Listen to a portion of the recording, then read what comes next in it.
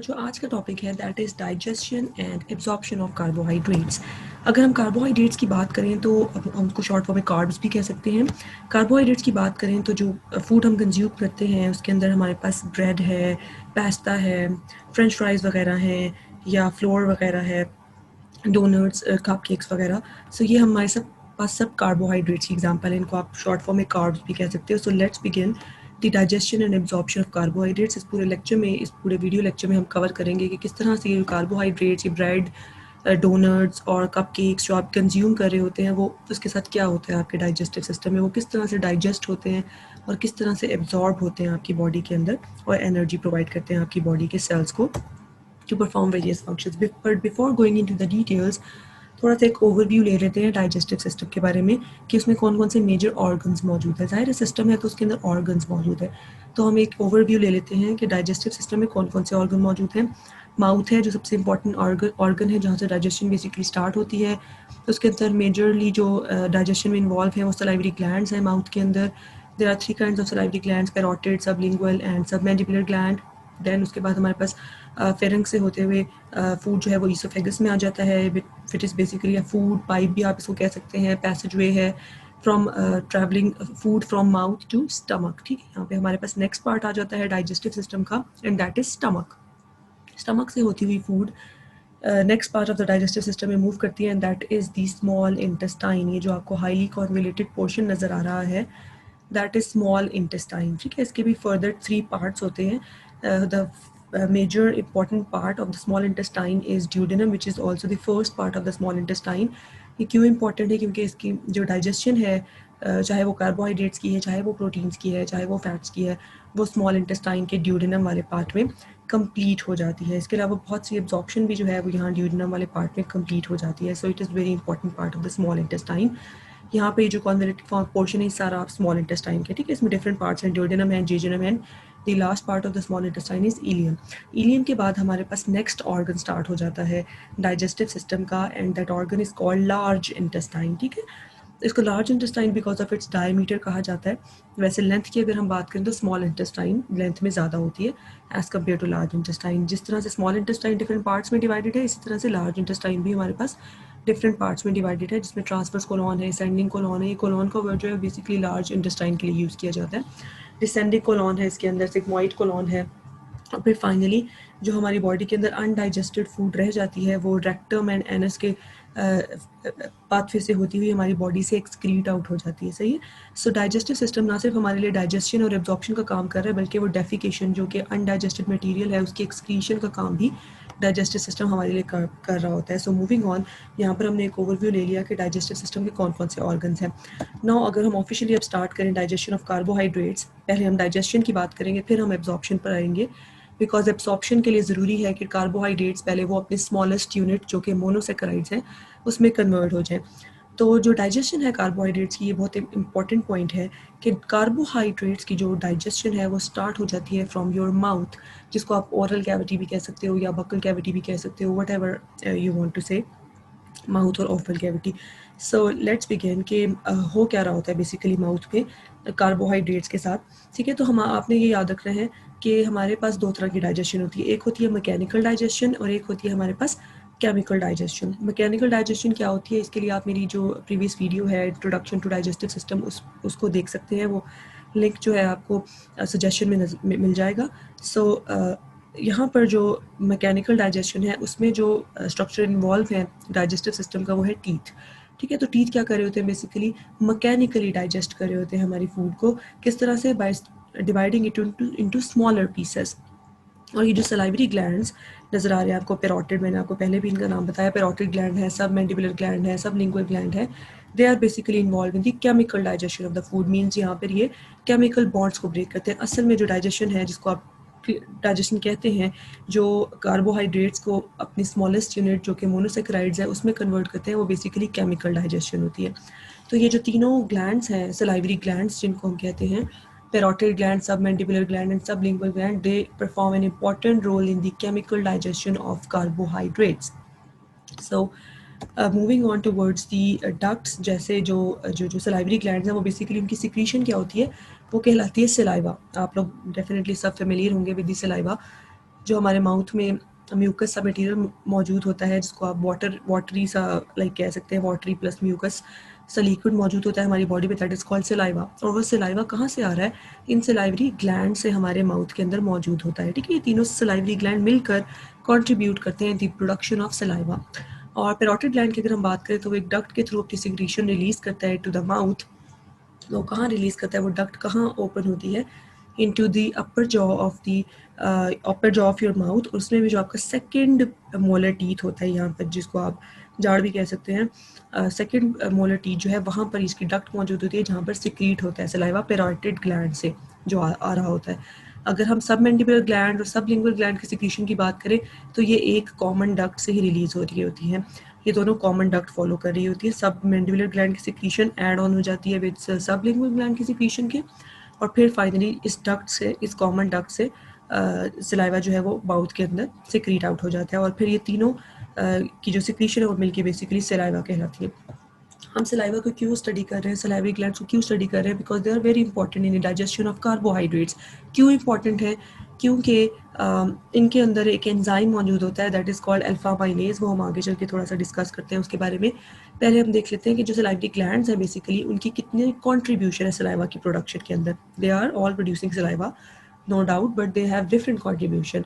अगर हम parotid gland से स्टार्ट करें, although in size it is the largest gland, लेकिन अगर हम सिक्रीशन के हवाले से बात करें, कंट्रीब्यूशन के हवाले से बात करें तो 20% सिर्फ सलाइवा की प्रोडक्शन में इन्वॉल्व होता है पैरोटिड ग्लैंड। और अगर हम सब मैंडिबुलर ग्लैंड की बात करें तो 75% है उसकी कंट्रीब्यूशन, सबसे ज़्यादा। और सब लिंगुअल ग्लैंड की बात करें तो जस्ट 5% जो सलाइवा है वो सब लिंगुअल ग्लैंड प्रोड्यूस कर रहा होता है। अब यहाँ पर आपको different kind of secretion type नज़र आ रही है, जैसे सेरस है, मिक्स्ड है, विस्कस है। तो ग्लैंड जो है वो 3 तरह की सिक्रीशन करते हैं। सेरस जो होती है बिल्कुल वाटरी टाइप अपीयरेंस होती है, जिसकी वो थिन सी होती है, थिन सी जो सिक्रीशन होती है उसको आप सेरस टाइप ऑफ सिक्रीशन कहते हैं, watery secretion. Why it is watery secretion? Because इसके अंदर जो म्यूकस प्रोड्यूस करने वाला जो कंपाउंड है वो मौजूद नहीं है, दैट इज़ कॉल्ड म्यूसिन, ठीक है। बिकॉज इट लैक्स म्यूसिन, इसीलिए जो पैरोटिड ग्लैंड है उसकी सिक्रीशन को हम कहते हैं सेरस। ये वाटरी सी सिक्रीशन होती है, थिक नहीं होती, लेकिन स्टिल ये बहुत ज़्यादा इंपॉर्टेंट है। बेशक इसमें म्यूसिन नहीं है, लेकिन ये still it is important because इसके अंदर इंजाइम्स और आयन्स मौजूद हैं जो फूड को डाइजेस्ट करने में, उसको मिक्स करने में, डाइजेस्टिव सिस्टम को एड कर रहे होते हैं, ठीक है। और सबसे इंपॉर्टेंट मैंने आपको इंजाइम बता दिया, दैट इज़ अल्फा माइलेज, जो बेसिकली इन्वॉल्व होता है directly into the digestion of carbohydrate, जो हम स्टडी कर रहे हैं। और अब हम सब मैंडिबुलर ग्लैंड की तरफ अगर मूव करें तो 75% जो कंट्रीब्यूशन है वो सब मैंडिबुलर ग्लैंड की है।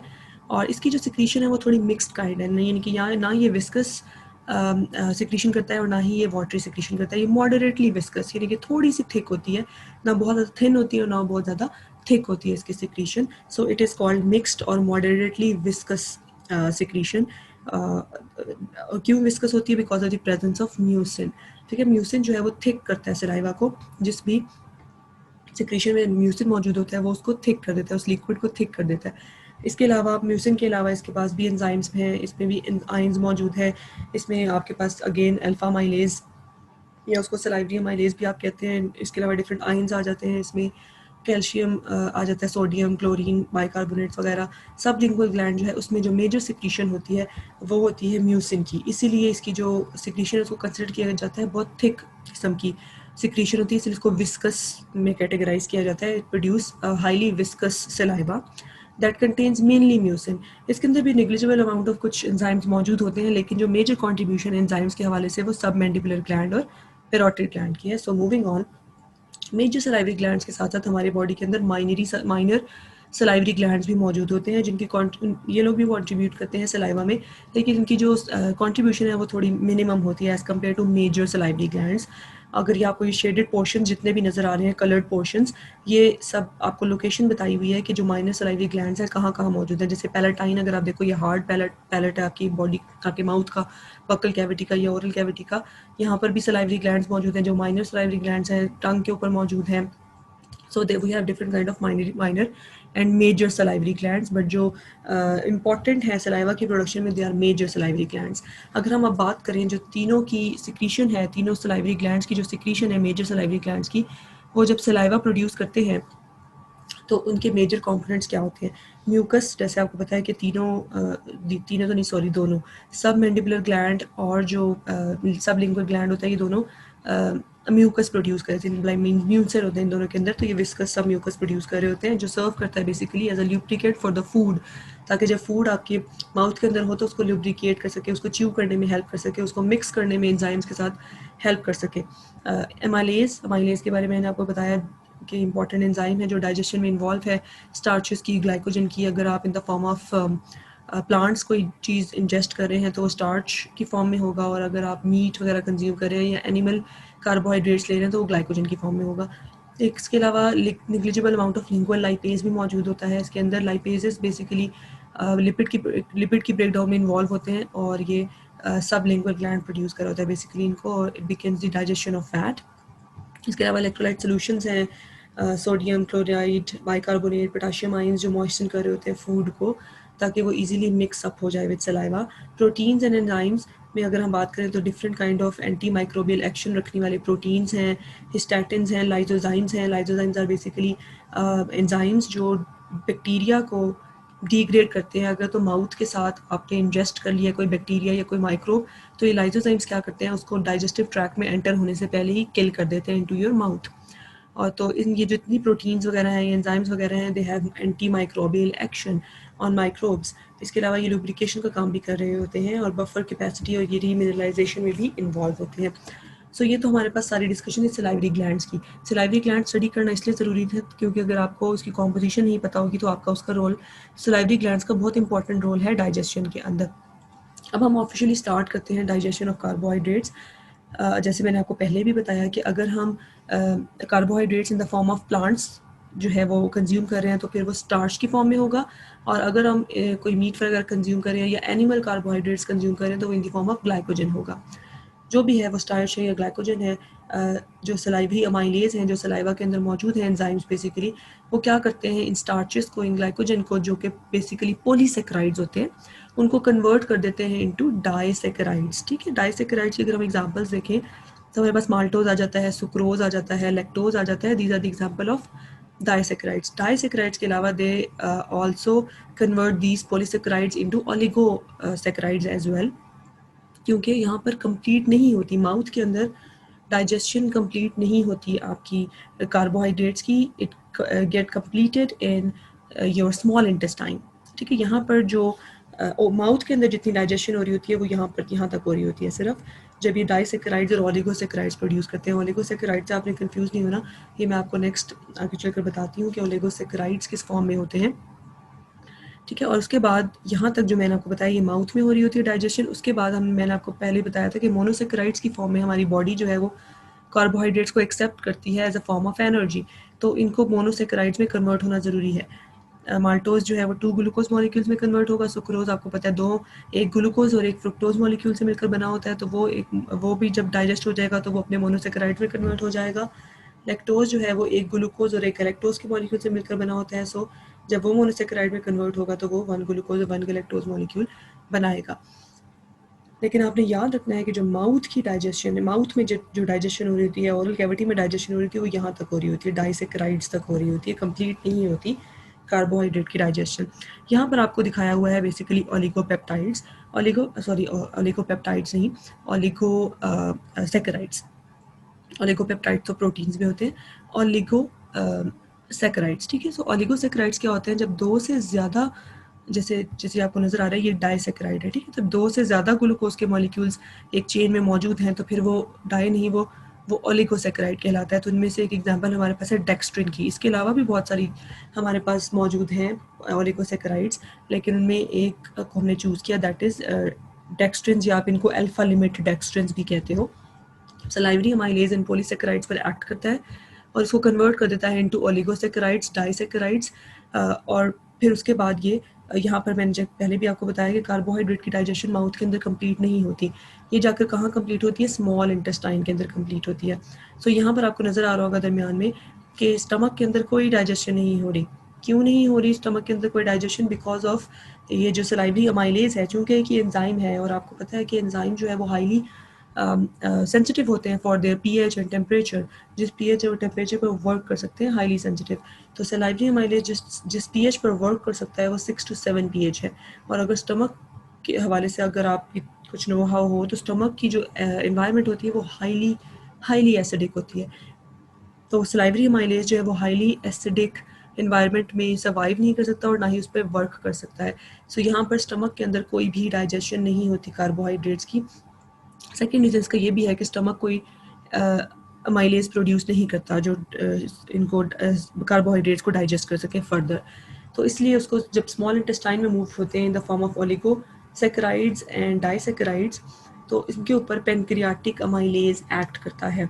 पेनक्रियाटिक अमाइलेज बेसिकली क्या है, पेनक्रियास से रिलीज़ हो रहा होता है, पेनक्रियाटिक जूस में रिलीज़ हो रहा होता है। पेनक्रियाटिक जूस में और भी बहुत सारे एंजाइम्स होते हैं, लेकिन हम चूँकि अभी कार्बोहाइड्रेट को स्पेसिफिकली डिस्कस कर रहे हैं, इसलिए हम जो अमाइलेज है पेनक्रियाटिक जूस के अंदर जो अमाइलेज एंजाइम है वो जो मौजूद है उसके बारे में डिस्कस करेंगे। Pancreatic amylase as compare to salivary amylase थोड़ा सा ज़्यादा स्ट्रॉन्ग होता है। क्यों स्ट्रॉन्ग होता है? बिकॉज ये जो ओलिगोसैकेराइड्स है ये इनको कन्वर्ट कर देता है into maltose, lactose and sucrose, मतलब फर्दर इनको डाइसैकेराइड्स में कन्वर्ट कर देता है। सलाइवरी अमाइलेज इन ओलिगोपेप्टाइड्स पर इजीली वर्क नहीं कर सकता, इनके बॉन्ड्स को ब्रेक नहीं कर सकता। इसकी रीज़न क्या है? यहाँ पर अगर आप देखें, अगर in the form of starch आप यूटिलाइज कर रहे हो तो you know we have two kind of starches. एक होती है लीनियर जो ब्रांचेस, लीनियर जो चेन होती है उसको हम आप अमाइलोज कहते हैं, जो लिंकेजेस हुई होती है अल्फा 1,4 ग्लाइकोसिडिक बॉन्ड से। और सेकंड जो हमारे पास है ब्रांच्ड पॉलीमर जो होता है वो अमाइलोपेक्टिन कहलाता है, जिसके अंदर ना सिर्फ अल्फा 1,4 ग्लाइकोसिडिक बॉन्ड्स होते हैं बल्कि अल्फा 1,6 ग्लाइकोसिडिक बॉन्ड्स भी यहाँ पर मौजूद होते हैं। तो जो सलाइवरी अमाइलेज है वो इन अल्फा 1,6 ग्लाइकोसिडिक बॉन्ड्स को ब्रेक नहीं कर सकता। इनको कौन ब्रेक कर सकता है? इनको पेनक्रियाटिक अमाइलेज ब्रेक कर सकता है। इसीलिए जो स्मॉल इंटेस्टाइन में जाकर कार्बोहाइड्रेट की डाइजेशन कंप्लीट होती है। यहाँ पर आपको ये नज़र आ रहा होगा कि सलाइवरी अमाइलेज ने एक्ट तो किया अमाइलोपेक्टिन के ऊपर, लेकिन वो उसको इसकी ये जो अल्फा 1,6 ग्लाइकोसिडिक बॉन्ड है उसको कन्वर्ट नहीं कर सका, उसको डाइजेस्ट नहीं कर सका। वो जाकर पेनक्रियाटिक अमाइलेज इस पर एक्ट कर सकता है इन अल्फा लिमिट डेक्सट्रेंस के ऊपर। So that is the reason कि हमें हमारी जो स्मॉल इंटेस्टाइन है उसके अंदर जाकर कार्बोहाइड्रेट की डाइजेशन कंप्लीट होती है। सो पेनक्रियाटिक अमाइलेज क्या करता है? वो ओलिगोसैकेराइड्स को कन्वर्ट कर देता है इनटू डाइसैकेराइड्स।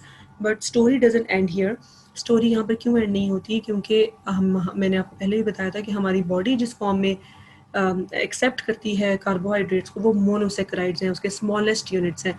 तो अभी तक यहाँ पर ये डाइसैकेराइड्स में कन्वर्ट नहीं हुए। डाइसैकेराइड्स में इसको कन्वर्ट करने के लिए we need some other enzymes जिनको आप डाइसैकेराइडेजेस कहते हो। इनमें माल्टेज आ जाता है, लैक्टेज आ जाता है, सुक्रेज आ जाता है, जो इन डाइसैकेराइड्स को बेसिकली इन मोनोसेकेराइड्स में कन्वर्ट करते हैं। सही। जो मैंने आपको पहले डायग्राम दिखाई थी, इसमें ये जो डायग्राम मैंने आपको दिखाई थी, मैंने कहा था यहाँ तक माउथ में डाइजेशन होती है, ये जो बाकी डाइजेशन है ये सब कहाँ हो रही है? स्मॉल इंटेस्टाइन के अंदर हो रही है। स्मॉल जो स्टार्च की जो डाइजेशन है वो ख़त्म होती है कहाँ पर जाकर? स्मॉल इंटेस्टाइन में। ये डाइसैकेराइडेजेस भी इसके अंदर हेल्प करते हैं। Maltase, lactase and sucrase. Maltose जो है वो in the presence of maltase convert हो जाता है इनटू देयर मोनोमर्स या मोनोसेकेराइड्स, दो ग्लूकोज के मॉलिक्यूल से चूंकि मिलकर बना होता है। लैक्टोज जो है वो लैक्टेज की मदद से गैलेक्टोज और ग्लूकोज में कन्वर्ट हो जाता है, और सुक्रोज जो है वो सुक्रेज की हेल्प से फ्रुक्टोज एंड ग्लूकोज में कन्वर्ट हो जाते हैं। एंड फाइनली अब ये मोनोसेकेराइड्स बन चुके हैं तो ब्लड स्ट्रीम उनको ईजिली एब्जॉर्ब कर सकती है। यहाँ पर हम थोड़ा सा समराइज़ करते हैं। We have two kind of enzymes जो एक्ट करते हैं या इंपॉर्टेंट है डाइजेशन ऑफ कार्बोहाइड्रेट में। We have two kind of amylases. Amylases का क्या फंक्शन है? वो पॉलीसेकेराइड्स को कन्वर्ट करते हैं इनटू डाइसैकेराइड्स। ठीक है, पॉलीसेकेराइड या ओलिगोसैकेराइड को कन्वर्ट करते हैं इनटू डाइसैकेराइड, जिसमें हमारे पास दो तरह के एंजाइम्स हैं, salivary amylase and pancreatic amylase. Salivary amylase थोड़ा सा लेस स्ट्रॉन्ग होता है as compare to pancreatic amylase, ये मैंने आपको ऑलरेडी बता दिया था। इन्होंने ये क्या करते हैं, सलाइवरी अमाइलेज और पेनक्रियाटिक अमाइलेज बेसिकली पॉलीसेकेराइड्स को कन्वर्ट करते हैं टू डाइसैकेराइड्स। ठीक है, अब जब एक दफ़ा डाइसैकेराइड्स में कन्वर्ट हो गए आपके पॉलीसेकेराइड्स, तो अब आगे डाइसैकेराइडेजेस का काम है। Second group of enzymes involve हैं जो बेसिकली इन डाइसैकेराइड्स को कन्वर्ट करते हैं इनटू मोनोसेकेराइड्स, और हमारी बॉडी में फिर फाइनली एब्जॉर्ब हो जाते हैं। डाइसैकेराइडेजेस में हमारी एग्जांपल क्या है? I already told you, maltase है, सुक्रेज है, आइसोमाल्टेज है, लैक्टेज वगैरह है, सॉरी ट्री हेलेज है।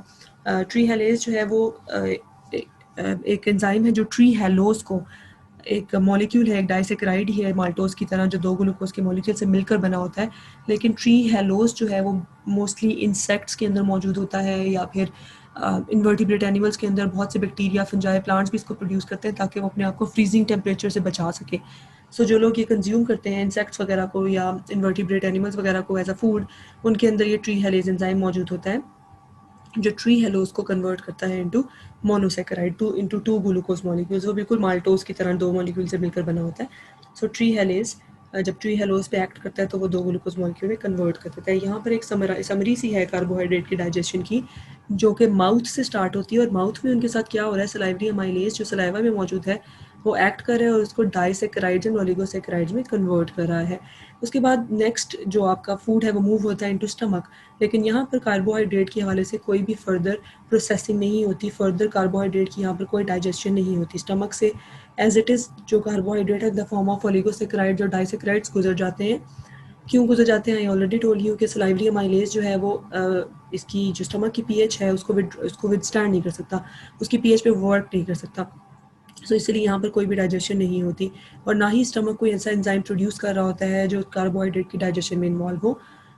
उसके बाद इसीलिए जो कार्बोहाइड्रेट है जब वो मूव करते हैं into first part of the small intestine, जो मैंने आपको स्टार्टिंग में बताया था कि वो ड्यूडेनम होता है, वहाँ पर क्या होता है इसके साथ कि वो जो डाइसेकेराइड्स हैं वो पेनक्रियाटिक अमाइलेज की हेल्प से कन्वर्ट हो जाते हैं फर्दर, यानी कि जो ओलिगोसेकेराइड्स थे बेसिकली वो पेनक्रियाटिक अमाइलेज की हेल्प से अगेन फर्दर डाइसेकेराइड्स में कन्वर्ट हो जाते हैं, और फिर उनके ऊपर इन डाइसेकेराइड्स के ऊपर डाइसेकेराइडेजेस एंजाइम्स जो है सेकंड क्लास ऑफ एंजाइम्स जो डाइजेशन में इन्वॉल्व है कार्बोहाइड्रेट्स की, वो उनको मोनोसेकेराइड में कन्वर्ट कर देते हैं। सो यह है कि जो पेनक्रियाटिक अमाइलेज है जो ओलिगोसेकेराइड्स पर एक्ट करता है और उनको कन्वर्ट कर देता है इनटू डाइसेकेराइड्स, और फिर जब डाइसेकेराइड्स जो है वो कन्वर्ट होते हैं with the help of disaccharidases into monosaccharides, तो ये डाइसेकेराइडेजेस जो है वो बिल्कुल भी पेनक्रियास से नहीं आ रहे होते। ये डाइसेकेराइडेजेस कहाँ से आ रहे होते हैं, कौन इनको प्रोड्यूस कर रहा होता है बेसिकली, तो यहाँ पर स्मॉल इंटेस्टाइन का जो रोल है वो बहुत ज़्यादा इंपॉर्टेंट है। क्यों इंपॉर्टेंट है, क्योंकि स्मॉल इंटेस्टाइन के we have some specialised kind of epithelial sales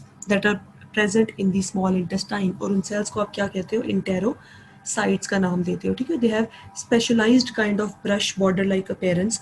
तो ये ब्रश बॉर्डर बेसिकली जो अपेयरेंस दे रहे होते हैं रियल में क्या होते हैं, ये माइक्रोविलाई होते हैं। ये विलस होता है जो एब्जॉर्प्शन में और डाइजेशन में हेल्प कर रहे होते हैं, ठीक है। जो भी कार्बोहाइड्रेट है, चाहे वो प्रोटीन है, चाहे वो कार्बोहाइड्रेट, चाहे वो फैट है, ये जो specialised kind of epithelial cells हैं स्मॉल इंटेस्टाइन के, वो digestion and absorption of food में बहुत ज़्यादा इंपॉर्टेंट रोल प्ले कर रहे होते हैं। तो जैसे कि मैं आपको बता रही थी कि इनके अंदर ये बिल्कुल ब्रश बॉर्डर की तरह लग रहे होते हैं। तो why they are brush border, because ये आपको यहाँ पर कुछ माइन्यूट से डॉट्स नज़र आ रहे होंगे, तो these are not basically dots, ये एंजाइम्स हैं। These are basically disaccharidases. जो माल्टेज है, सुक्रेज की जो मैं बात कर रही थी, जो लैक्टेज की बात कर रही थी, वो डाइसेकेराइडेजेस जो है वो बेसिकली यहाँ माइक्रोविलाई के ऊपर मौजूद होते हैं, जिनके जो स्मॉल इंटेस्टाइन के एपिथेलियल सेल्स हैं वो भी डाइजेशन में हेल्प कर रहे हैं कार्बोहाइड्रेट्स की बाय कॉन्ट्रीब्यूटिंग विद दीज डाइसेकेराइडेजेस। इनको आप ब्रश बॉर्डर एंजाइम्स भी कहते हो, क्योंकि स्मॉल इंटेस्टाइन की जो ब्रश बॉर्डर लाइक माइक्रोविलाई हैं ये बहुत सारे एंजाइम्स प्रोड्यूस कर रहे होते हैं। उनमें से एक डाइसेकेराइड्स भी है जिनको आप ब्रश बॉर्डर एंजाइम भी कह सकते हो। सो ये जो ब्रश बॉर्डर एंजाइम्स या डाइसेकेराइडेजेस हैं वो इनको जो डाइसेकेराइड्स उनको कन्वर्ट कर देते हैं इनटू मोनोसेकेराइड। सो ये जो स्पेशलाइज्ड एपिथेलियल सेल्स हैं स्मॉल इंटेस्टाइन के, ये बहुत ज़्यादा इंपॉर्टेंट है। That is why small intestine is very important, क्योंकि वो ना सिर्फ डाइजेशन बल्कि एब्जॉर्प्शन ऑफ डिफरेंट फूड में हेल्प कर रही होती है बॉडी टू जनरेट एनर्जी। अगर यहाँ पर हम समराइज़ करें पेनक्रियाटिक अमाइलेज के साथ स्मॉल इंटेस्टाइन में जो डाइजेशन हो रही है कार्बोहाइड्रेट्स की, तो हम देखेंगे कि पेनक्रियाटिक अमाइलेज ने पहले ओलिगोसेकेराइड को कन्वर्ट किया इनटू डाइसेकेराइड्स, राइट। तो जब ये डाइसेकेराइड्स में कन्वर्ट हो गए तो हमें इवेंचुअली जो डेस्टिनेशन थी डाइसेकेराइड्स की वो मोनोसेकेराइड्स है। हमें मोनोसेकेराइड्स चाहिए हमारी बॉडी को, क्योंकि जिस फॉर्म में हमारी बॉडी एक्सेप्ट करती है वो मोनोसेकेराइड्स हैं। तो यहाँ पर स्मॉल इंटेस्टाइन की जो इंटेरोसाइट है या स्मॉल इंटेस्टाइनल सेल्स हैं जिनको आप कह सकते हो, वो कुछ एंजाइम्स रिलीज़ करते हैं, उनको आप क्या कह सकते हो, ब्रश बॉर्डर एंजाइम या फिर डाइसेकेराइडेजेस। वो कन्वर्ट करते हैं इन डाइसेकेराइड्स को इनटू मोनोसेकेराइड्स, ठीक है। और फिर ये मोनोसेकेराइड्स इजीली एब्जॉर्ब हो जाते हैं इनटू और ब्लड स्ट्रीम। ये किस तरह से एब्जॉर्ब होते हैं ये हम अपनी अभी आगे चल के देखते हैं किस तरह से एब्जॉर्ब होते हैं। ठीक है। सो यहाँ पर जो कंप्लीट हो जाती है डाइजेशन कार्बोहाइड्रेट्स की। अब हमारा जो इवेंचुअल रोल था वो क्या था, कार्बोहाइड्रेट को कन्वर्ट करने into monosaccharide form that is acceptable for your blood stream. So अब एक दफ़ा जब ये कन्वर्ट हो गए मोनोसेकेराइड में तो अब ये एब्जॉर्ब किस तरह से होंगे। सो मूविंग टूवर्ड्स और new another topic that is absorption of carbohydrates. ठीक है, यहाँ पर डाइजेशन कंप्लीट हो गई कार्बोहाइड्रेट की। सो अब जो ये जो मोनोसेकेराइड्स हैं वो एब्जॉर्ब किस तरह से होते हैं आपकी बॉडी के अंदर। सो वो बेसिकली 3 मैकेनिज़म्स को फॉलो करते हैं। हमारी बॉडी के अंदर 3 मैकेनिज़म्स हैं जो कार्बोहाइड्रेट को एब्जॉर्ब करते हैं इनटू आवर ब्लड स्ट्रीम। उसमें हमारे पास पैसिव ट्रांसपोर्ट है जिसमें 2 तरह की ट्रांसपोर्ट आ जाती है, डिफ्यूजन, सिंपल डिफ्यूजन जिसको आप कह सकते हैं, या फैसिलिटेटेड डिफ्यूजन। ठीक है। सो इसको हम पैसिव क्यों कहते हैं, बिकॉज ईजिली पास ऑन हो जाते हैं, जो मॉलिक्यूल्स वगैरह होते हैं वो ईजिली पास ऑन हो जाते हैं from where, from this cell membrane. उनको किसी भी एनर्जी की ज़रूरत नहीं पड़ती यहाँ से गुजरने के लिए। ठीक है। सो इसलिए ये क्या कहलाते हैं, पैसिव ट्रांसपोर्ट। लेकिन सिंपल डिफ्यूजन और फैसिलिटेटेड डिफ्यूजन में क्या फ़र्क है। सिंपल डिफ्यूजन में जो मॉलिक्यूल्स हैं वो इजीली सेल मेम्ब्रेन को क्रॉस कर देते हैं without the aid of any protein channel. लेकिन जो फैसिलिटेटेड डिफ्यूजन होती है, जैसे जो पोलर मॉलिक्यूल्स हैं या आयंस वगैरह हैं, वो आपको पता है सेल मेम्ब्रेन से इजीली नहीं पास ऑन हो सकते। सो इसीलिए जो मॉलिक्यूल्स यूटिलाइज करते हैं प्रोटीन चैनल्स को सेल मेम्ब्रेन में से गुजरने के लिए ताकि वो सेल के अंदर मूव कर सके, वो क्या किस तरह की डिफ्यूजन कहलाती है, उसको आप कहते हो फैसिलिटेटेड डिफ्यूजन। ठीक है। सो कार्बोहाइड्रेट जो है वो पैसिव डिफ्यूजन भी यूज़ करते हैं, कुछ कार्बोहाइड्रेट्स जो है वो फैसिलिटेटेड या कैरियर मीडिएटेड डिफ्यूजन इस्तेमाल करते हैं, और कुछ कार्बोहाइड्रेट जो है वो एक्टिव ट्रांसपोर्ट को यूटिलाइज करते हैं for the absorption. Active transport क्या है, एक्टिव ट्रांसपोर्ट में बेसिकली एनर्जी रिक्वायर होती है। देखिए यहाँ पर आपको एटीपी भी नज़र आ रहा होगा।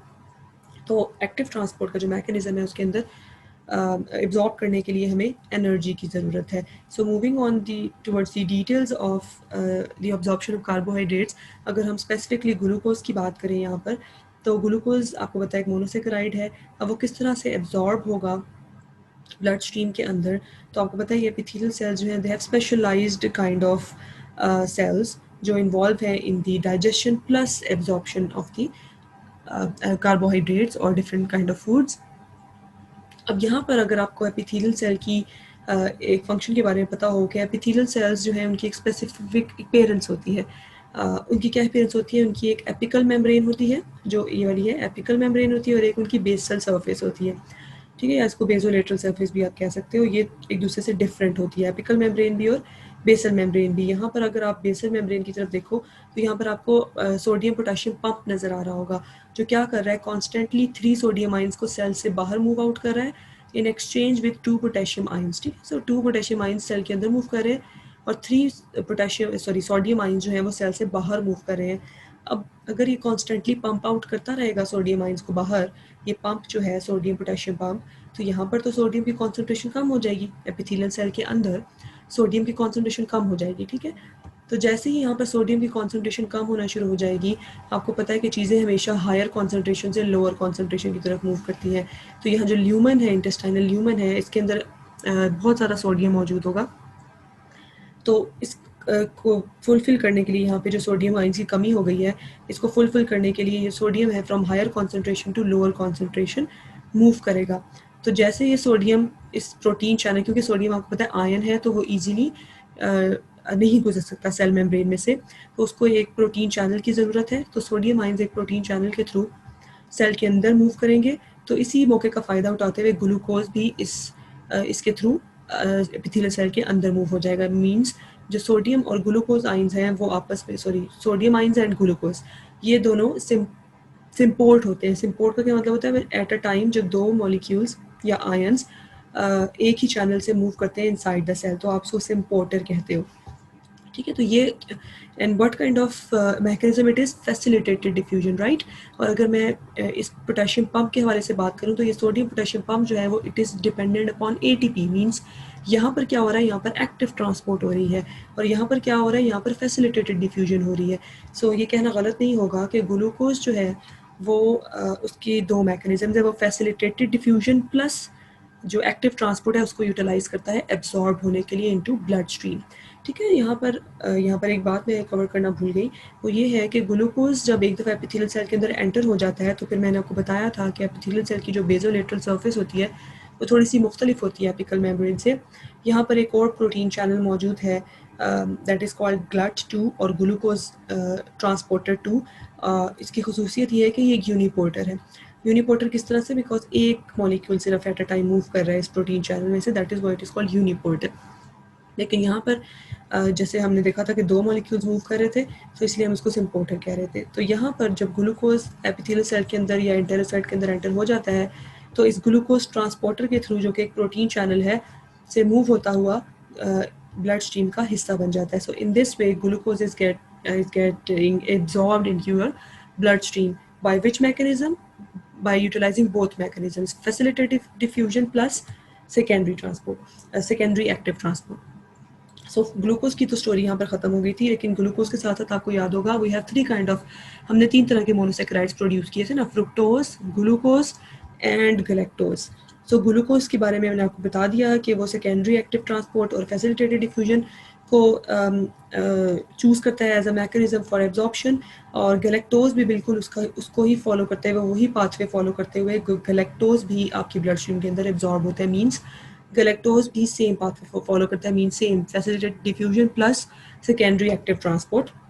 उसके ज़रिए गलेक्टोज भी सोडियम के साथ सिम्पोर्ट होता है इनटू दिस एंटेरोसाइट एंड फिर GLUT2 के ज़रिए ब्लड स्ट्रीम का हिस्सा बन जाता है। बट अगर हम फ्रुक्टोज की बात करें तो फ्रुक्टोज की जो एब्जॉर्प्शन है वो इतनी कॉम्प्लेक्स नहीं है। फ्रुक्टोज सिंपली जो है वो फैसिलिटेटेड डिफ्यूजन के थ्रू मूव हो जाता है इनटू द सेल, और फिर वहाँ से अगेन ग्लूकोज ट्रांसपोर्टर 2 के ज़रिए ब्लड स्ट्रीम का हिस्सा बन जाता है। ठीक है, यहाँ पर कोई भी एक्टिव ट्रांसपोर्ट नहीं हो रही, यहाँ पर सिंपल फैसिलिटेटेड डिफ्यूजन हो रही है। यहाँ पर एक प्रोटीन चैनल है that is called glucose transporter 5। ये मैं आपको नेक्स्ट डायग्राम में दिखाती हूँ। यहाँ पर आप देख सकते हैं स्पेसिफिकली फ्रुक्टोज के बारे में। फ्रुक्टोज जो है वो एक specialised kind of protein channel से गुजर है, and that specialised kind of protein channel is called GLUT5 और glucose transporter 5। So fructose facilitatedly diffuse हो रहा है। फैसिलिटेटेड हम इसको क्यों कह रहे हैं? क्योंकि ये प्रोटीन चैनल को यूटिलाइज कर रहा है, और वो प्रोटीन चैनल का नाम क्या है? GLUT5। तो फ्रुक्टोज जब यहाँ से एंटर होता है तो अगेन जिस तरह से गलेक्टोज और ग्लूकोज GLUT2 को यूटिलाइज करते हुए ब्लड स्ट्रीम में एब्जॉर्ब होते हैं, इसी तरह से फ्रुक्टोज भी ग्लूकोज ट्रांसपोर्टर 2 प्रोटीन चैनल को यूटिलाइज करता है और ब्लड स्ट्रीम के अंदर एब्जॉर्ब हो जाता है। बस थोड़ा सा डिफरेंस ये है कि हमारी बॉडी जिस फॉर्म में एनर्जी को एक्सेप्ट करती है वो ग्लूकोज की फॉर्म है। सो इवेंचुअली जो मोनोसेक्राइड्स हैं, फ्रुक्टोज हैं, गलेक्टोज हैं, उनका भी फेट क्या है कि उन्होंने इवेंचुअली कन्वर्ट ग्लूकोज के अंदर ही होना है। अब कुछ कन्वर्जन इंटेरोसाइट्स के अंदर ही हो जाती है और कुछ कन्वर्जन होती है जाकर लिवर के अंदर। ठीक है, लिवर के अंदर जब पहुंचते हैं फ्रुक्टोज या गलेक्टोज तो वो इवेंचुअली कन्वर्ट होते हैं इनटू ग्लूकोज। फिर अब वो लिवर पर डिपेंड करता है कि वो उस ग्लूकोज को स्टोर करेगा या सेल्स को एनर्जी प्रोवाइड करेगा, it depends upon the liver. But हमने इवेंचुअली जो फेट है फ्रुक्टोज की भी गलेक्टोज की भी वो ग्लूकोज मॉलिक्यूल्स ही है, ग्लूकोज में ही उसको कन्वर्ट होना होता है। सो कुछ कन्वर्जन मैंने जैसे आप पहले भी बताया इंटेरोसाइट्स में हो जाती है। यहाँ पे ये देखो फ्रुक्टोज जो है वो मोनोसेक्राइड्स में कन्वर्ट हो रहा है, दैट इज़ ग्लूकोज, और फिर वो बाद में ट्रांसपोर्ट हो रहा है इनटू ब्लड स्ट्रीम। यहाँ पर मैंने आपको जैसे इसको समराइज़ अगर हम कर लेते हैं ग्लूकोज, गलेक्टोज और फ्रुक्टोज को, तो यहाँ पर आप देख सकते हो जो मैंने आपको चैनल बताया था जो सिम्पोर्टर था, सोडियम ग्लूकोज और गलेक्टोज का सिम्पोर्टर था, वो बेसिकली क्या कहलाता है? उस चैनल का नाम क्या है? SGLT1। S stands for sodium, GL stands for glucose and T stands for transporter. So sodium glucose transporter 1 के नाम से एक प्रोटीन चैनल मौजूद है जो एट अ टाइम सोडियम और ग्लूकोज को मूव करता है इनसाइड द सेल, और अगर गलेक्टोज ने भी मूव करना है तो वो सोडियम और गलेक्टोज भी इसी SGLT1 के थ्रू मूव करते हैं इनटू द इंटेरोसाइट, और फिर इंटेरोसाइट में बाकी सब जब एक दफ़ा इंटेरोसाइट में एंटर हो जाते हैं तो फिर ग्लूकोज, चाहे वो ग्लूकोज है, चाहे वो गलेक्टोज है, चाहे वो फ्रुक्टोज है, वो सेम चैनल को यूटिलाइज करते हैं for absorbing into the blood stream. यहाँ पर ये आपको नज़र आ रहा है ग्लूकोज ट्रांसपोर्टर, ग्लूकोज भी उसी से मूव ऑन हो रहा है, गलेक्टोज भी उसी से होता है, और फ्रुक्टोज भी इसी ग्लूकोज ट्रांसपोर्टर को यूज़ करता है, जो कि कहाँ मौजूद है? बेसल सर्फेस के ऊपर मौजूद है। और यहाँ पर आपको समराइज़ करके बताया हुआ है कि ग्लूकोज और गलेक्टोज की जो मैकेनिज्म जो फॉलो करते हैं एब्जॉर्प्शन के लिए, वो फैसिलिटेटेड प्लस एक्टिव ट्रांसपोर्ट होता है। यहाँ पर एक्टिव ट्रांसपोर्ट हो रही है और यहाँ पर फैसिलिटेटेड डिफ्यूजन हो रही है। सो यहाँ पर फ्रुक्टोज की मैं बात करूँ तो वो किस ट्रांसपोर्टर के थ्रू फैसिलिटेटेडली डिफ्यूज़ होता है? ग्लूकोज ट्रांसपोर्टर 5 के थ्रू होता है। ठीक है, ये ATP डिपेंडेंट नहीं होता, ये सिंपल फैसिलिटेटेड डिफ्यूजन होती है और फ्रुक्टोज इजीली ब्लड स्ट्रीम में एब्जॉर्ब हो जाता है by utilising this glucose transporter 2। Absorption of proteins. Hopefully आप लोगों को वीडियो पसंद आई होगी। काइंडली इस पर कॉमेंट कीजिएगा, सजेस्ट कीजिएगा if you need something else. So take care, अल्लाह हाफिज़।